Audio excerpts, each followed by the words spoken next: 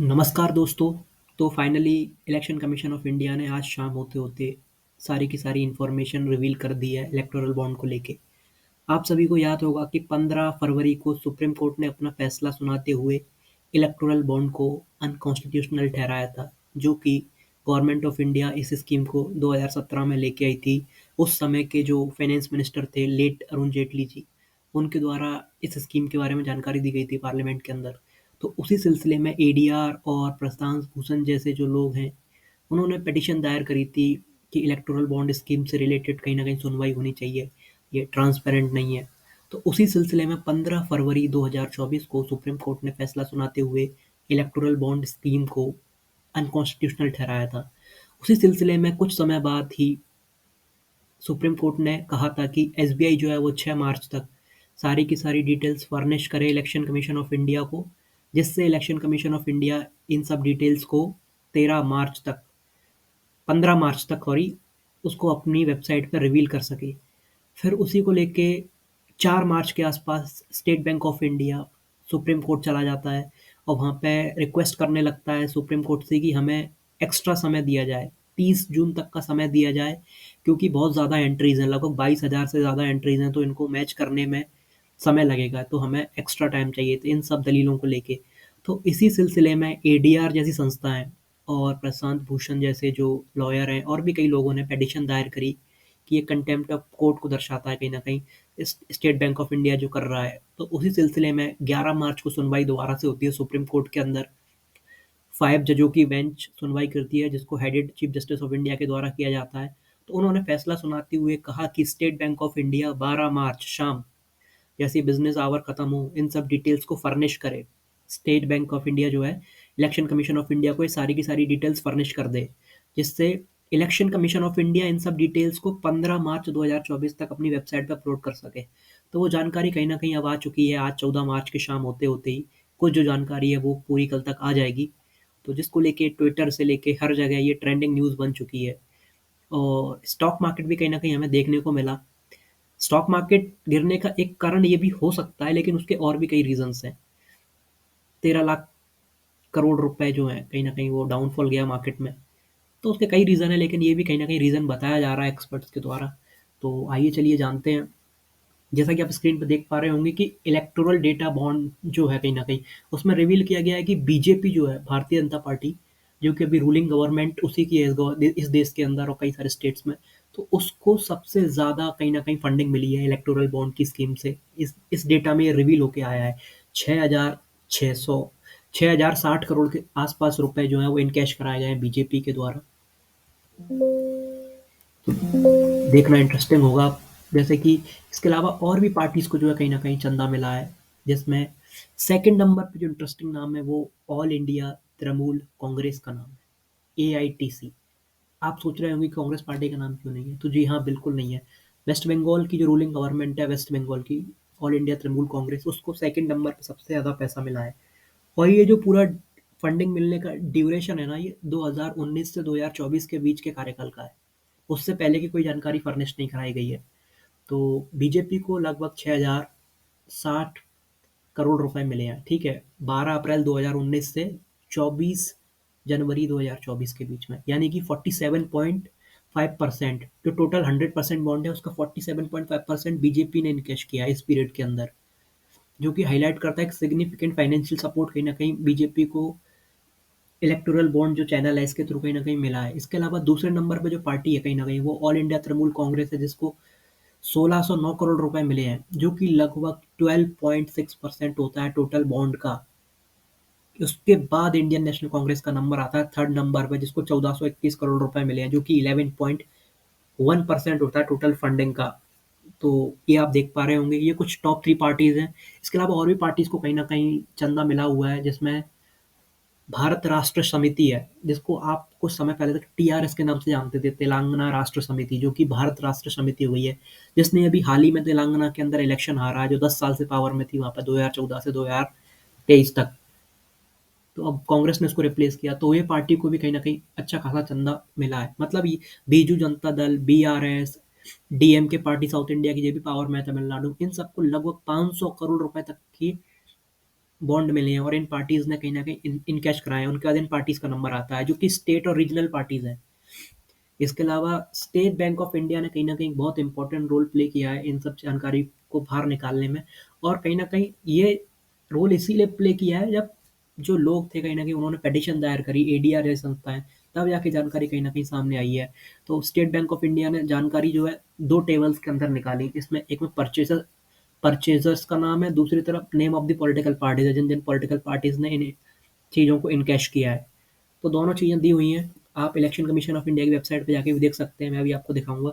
जैसे कि आप ये देख रहे होंगे कि ये वो पार्टीज़ हैं, जो आपकी स्क्रीन पे दिख रही हैं, इन्होंने इलेक्टोरल बॉन्ड को इनकैश किया है, जिसमें जनता दल, सेकुलर, सिक्किम की पार्टी, एनसीपी, जनसेना, आम आदमी पार्टी, बीजेपी, कांग्रेस, ठीक है, भारत राष्ट्र समिति, सारी पार्टीज़ आप देख पा रहे होंगे अपनी स्क्रीन पे, किसने कितना-कितना फंड रेज़ किया है इलेक्टोरल बॉन्ड के थ्रू। जैसे कि आप बीजेपी को सबसे टॉप पे देख पा रहे होंगे राइट में, जिसने इनकैश किया है 6060 करोड़, यानी कि 6060.50 करोड़, यानी कि 47.46% होता है टोटल बॉन्ड का। उसका AITC, all India Trinamool Congress, 1609.50 crore, 12.60% होता है। उसका कांग्रेस 1421 करोड़, 11.14%, 11.14% होता है। उसके बाद बीआरएस, बीजू जनता दल, जो कि उड़ीसा की पार्टी है, बीआरएस तेलंगाना की पार्टी है, डीएमके जो था तमिलनाडु की पार्टी है, वाईएसआर कांग्रेस जो अभी आंध्र प्रदेश में पावर में है, सबको देख सकते हैं आप। तो ये कहीं न कहीं सामने निकल के आया है। और ये सब जानकारी जो है ना, ये 1 अप्रैल 2019 से 15 फरवरी 2024 के बीच की है, जिसमें टोटल 22,217 22,217 इलेक्टोरल बॉन्ड्स वर परचेज्ड। तो इस अवधि के बीच में, मतलब 1 अप्रैल से 2019 से फरवरी 15, 2024, लगभग 5 साल मान सकते हैं हम, इसके अंदर 22,217 22,217 इलेक्टोरल बॉन्ड्स परचेज्ड किए गए हैं। Out of these 22,030 bonds were subsequently encashed by various political party, जिसमें जो 22,217 बॉन्ड है इलेक्टोरल बॉन्ड, जो कि लगभग 5 साल के टेन्योर के अंदर, उसमें से 22,030 बॉन्ड जो है वो डिफरेंट डिफरेंट पॉलिटिकल पार्टीज के द्वारा इनकैश कराए गए हैं। तो जैसा कि मैंने आपको दिखाया कि ये वो पॉलिटिकल पार्टीज हैं जो कि आपकी स्क्रीन पर दिख रहे होंगे कि इन लोगों ने ये सारे बॉन्ड्स को कहीं ना कहीं इनकैश कराने का काम किया है। अब इसको लेके कहीं न कहीं राजनीति चालू हो गई है, जो कि होना स्वाभाविक बात है, क्योंकि जो सरकार अभी पावर में है वो बीजेपी की है।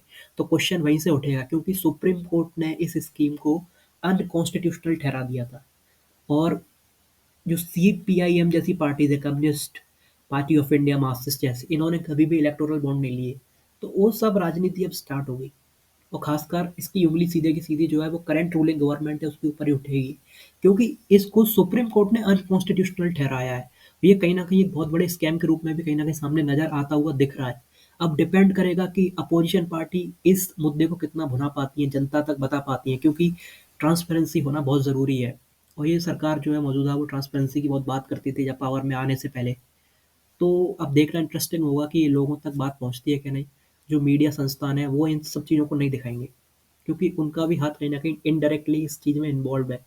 तो कल आप देखना ये सब चीज़ें न्यूज़पेपर से गायब रहेंगी। आपको यूट्यूब पे भले ही देखने को मिल जाए, जो इंडिपेंडेंट न्यूज़ चैनल्स वगैरह हैं वहाँ से, वरना आपको ये खबर दबा दी जाएगी। चाहे वो हिंदी के अखबार हों, चाहे वो अंग्रेजी के अखबार हों। गिने-चुने 1 आध 2 अखबार में आपको देखने को मिल सकती है ये चीज़, पर ज़्यादातर हमें ये देखने को नहीं मिलेगा। और उसी बीच में जो करंट गवर्नमेंट है वो हेडलाइन मैनेजमेंट भी काफ़ी अच्छा करती है। तो उसने आज एक फिर से हेडलाइन मैनेजमेंट कर दिया। ₹2 से डीज़ल पेट्रोल के दाम कम करके। इलेक्शन सीज़न है, ये होना स्वाभाविक भी था, और हेडलाइन मैनेजमेंट करने का काम किया गया। तो कल आपको पूरे के पूरे न्यूज़पेपर, मीडिया आउटलेट्स में ये देखने को मिलेगा कि ₹2 से क्या कहते हैं दाम कम कर दिए गए हैं पेट्रोल और डीज़ल के। वजह है ये इतनी बड़ी स्कीम के जो घोटाला सामने आया है कहीं न कहीं, एक तरीके से घोटाला ही कह सकते हैं, क्योंकि सुप्रीम कोर्ट ने इसको अनकॉन्स्टिट्यूशनल ठहराया है। तो इसीलिए ये गायब रहेगा कल मीडिया से, और लोगों तक शायद पहुँच पाए। अब डिपेंड करता है कि अपोज़िशन पार्टीज़ कितना इस चीज़ को भुना पाती हैं, और ये रिस्पॉन्सिबिलिटी अब अपोज़िशन पार्टीज़ की भी रहेगी कि उनको कहाँ-कहाँ से फंडिंग मिली है, वो इन सब चीज़ों को रिवील करें, क्योंकि हम जो करंट रूलिंग गवर्नमेंट है, उससे ये उम्मीद नहीं कर सकते, क्योंकि वो रिवील करेगी भी नहीं। तो अगर ये विपक्षी पार्टियाँ इन सबको रिवील कर देती हैं, तो पता चल जाएगा कि बाकी का जो बचा हुआ अमाउंट है, फिर वो रूलिंग पार्टी को जाएगा। अगर ये जो करंट की अपोज़िशन पार्टीज़ हैं, वो रिवील कर दें कि हमें इन-इन चीज़ों से डोनेशन मिला है। लेकिन शायद ऐसा ना हो, क्योंकि विपक्षी पार्टी भी तो पॉलिटिक्स ही करते हैं, तो इनके भी हाथ कहीं न कहीं तो रंगे होंगे। अब देखना इंटरेस्टिंग होगा, अगर विपक्षी पार्टी पावर में आना चाहती है कि लोग उन्हें चूज़ करें गवर्नमेंट बनाने में, तो उन्हें ये सब चीज़ें करनी होंगी। अगर नहीं करेंगे, तो आप जानते हैं कि ये जो करंट रूलिंग गवर्नमेंट है, वो मैनेजमेंट, इवेंट मैनेजमेंट, फंडिंग वगैरह हर चीज़ से मजबूत है। तो आप फिर उनसे नहीं जीत सकते। इसके अलावा इलेक्शन कमीशन ऑफ इंडिया ने 2 लिस्ट पब्लिश करी है। एक में परचेज़र्स का नाम है, ठीक है, जो डोनर्स हैं। इसके अलावा दूसरे में रेसिपिएंट्स का नाम है, जिन लोगों ने क्या कहते हैं, उन पॉलिटिकल पार्टीज़ हैं बेसिकली, उन्होंने जिन-जिन जो लोग हैं डोनर्स, परचेज़र्स, उनसे फंडिंग ली है, उनके नाम है। यानी कि 2 सेपरेट लिस्ट प्रोवाइड करी हैं। Election commission has now published a full list of donors who purchase these electoral bond along with recipients political parties in 2 separate list, ठीक है। इसके अलावा ये जो मूव है कहीं न कहीं ट्रांसपेरेंसी तो लेके आएगा, ये इसका एम है, और कहीं न कहीं सिटीज़न्स जो हैं उनको एक क्लियर अंडरस्टैंडिंग देगा अबाउट फाइनेंशियल सिस्टम के बारे में, पॉलिटिकल पार्टीज़ किस तरीके से, इनकी सोर्स क्या है, फंडिंग के कहाँ से पैसा पैसा आता है, पॉलिटिकल पार्टीज़ को कैसे ये ऑपरेट करती हैं। लेकिन बात वहीं अटक जाती है आगे कि जो पॉलिटिकल पार्टीज़ अपोज़िशन में है, वो इस चीज़ को कितना भुना पाती हैं और जनता को ये मुद्दे के बारे में बता पाती हैं। अगर वो ऐसा नहीं कर पाएँगी, तो ये सब चीज़ें फिर बेईमानी होगी कि विपक्ष से उम्मीद करना। क्योंकि बीजेपी जब अपोजिशन में होती है, तब भी जो पार्टी पावर में होती है, उसे हरा देती है, पटकनी दे देती है, और जब बीजेपी पावर में होती है, तब भी अपोजिशन को पटकनी दे देती है। तो उनको कुछ ना कुछ सीखना पड़ेगा बीजेपी से भी। जब तक ये लोग प्रोटेस्ट नहीं करेंगे, अपोजिशन पार्टीज़ वाले सड़कों पे नहीं आएँगे, बजाय ट्विटर पे ट्वीट करने के, तब तक जनता तक ये क्लियर अंडरस्टैंडिंग होना थोड़ा-सा मुश्किल है, क्योंकि अधिकांश हमारे देश में आज भी लोगों को कई चीज़ों के बारे में जानकारी नहीं होती है, जो पढ़े-लिखे लोग होते हैं उनको भी। तो अब ये पूरा डिपेंड करेगा अपोजिशन पार्टीज़ तो इस तरीको इसको कैसे बनाती हैं। क्या वो सिर्फ़ ट्वीट करके ही रह जाएँगी, ट्विटर की राजनीति करेंगी या सड़कों पे भी उतरेंगी? क्या माहौल बना पाएँगी? देखना इंटरेस्टिंग होगा। तो 2 लिस्ट जारी करी है इलेक्शन कमीशन ऑफ इंडिया ने, जिसमें कई सारी चीज़ों के बारे में बताया है कि किसको किससे चंदा मिला, किसने कितना दिया। तो एक में name of the political party है, दूसरे में परचेज़र का नेम है। तो ये 2 लिस्ट हैं आपके सामने, जैसे कि टेबल नंबर 1 में परचेज़र्स की लिस्ट है, दूसरे में name of the political parties है। ये देख पा रहे होंगे आप, जिसमें बीजेपी को 6060 करोड़ मिले, लगभग 47.46 करोड़ अप्रॉक्सीमेटली इतना मिला है। और ये सब जो है ना एसबीआई के डेटा में आज रिवील होके आया है, और ये पूरी की पूरी समरी आप देख पा रहे होंगे आप अपनी स्क्रीन पे, जिसमें भारतीय जनता पार्टी को आप देख पा रहे होंगे स्क्रीन पे कितना पैसा मिला है। 6061 करोड़, यानी कि 47.6%। देन उसके बाद ऑल इंडिया तृणमूल कांग्रेस है, जिसको 1610 करोड़ मिले हैं, 12.60%। फिर उसके बाद इंडियन नेशनल कांग्रेस है, जिसको 1422 करोड़ रुपए मिले हैं, 11.14% होता है, 11.14%। उसके अलावा BRS, Biju Janata Dal, DMK party, YSR Congress, Telugu, XYZ, x etcetera, कई सारी पार्टीज दी हुई हैं। आप स्क्रीन पे एक बार देख सकते हैं, स्क्रीन पॉज करके। तो ये है पूरा का पूरा इलेक्टोरल बॉन्ड के बारे में। अगर आपको डिटेल्ड रिपोर्ट पढ़नी है, तो मैंने एक पूरा आर्टिकल लिखा है, आप मेरे न्यूज़लेटर पे जाके पढ़ सकते हैं उसको। इसके अलावा डिफरेंट डिफरेंट न्यूज़ एडिटोरियल में जाके भी आप इसको पढ़ सकते हैं, और खासकर इलेक्शन कमीशन ऑफ इंडिया पे जाके उन 2 पीडीएफ्स में जाके देख सकते हैं किसने क्या दिया है। और ध्यान रहे, आप फेक न्यूज़ में बिलीव ना करें, अपनी बुद्धि का यूज़ करें, अपने विवेक का, और जहाँ से जानकारी आपको सही मिले उसी को प्राप्त करें, बजाय व्हाट्सएप फॉरवर्ड्स पर विश्वास करने के। उम्मीद है आपको ये जानकारी पसंद आई होगी, आपको समझ में आया होगा कि इलेक्टोरल बॉन्ड क्या था, ये कब आया था अस्तित्व में, कब आया था एग्जिस्टेंस में, क्या-क्या केस हुआ, कैसे-कैसे वर्डिक्ट आया, और कैसे आज ये रिवील हुआ है इलेक्शन से पहले। किस तरीके से ये गवर्नमेंट मिसलीड करती है हेडलाइन मैनेजमेंट के थ्रू। तो आपको पूरी चीज़ समझ में आई होगी। अब ये चुनाव जो आने वाला है, तो आप वोट उसी को दें जो ईमानदार हो। तब तक के लिए बने रहें हमारे साथ। धन्यवाद।